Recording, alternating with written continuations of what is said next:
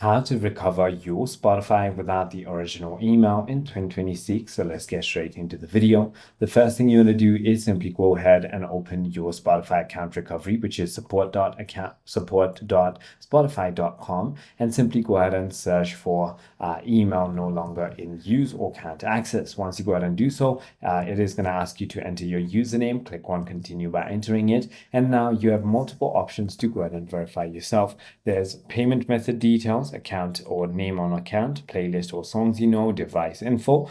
Simply go ahead and verify yourself with payment method. That is the highly recommended one because no one else is going to have your payment method. Once you continue, you can enter your email that you want to secure your account with and simply go ahead and click on send confirmation. Once you go ahead and do so, you'll get an email from Spotify when they approve to go ahead and reclaim your account. I hope this video clarifies everything for you. If you have further more queries, feel free to comment down below and I'll see you on the next one.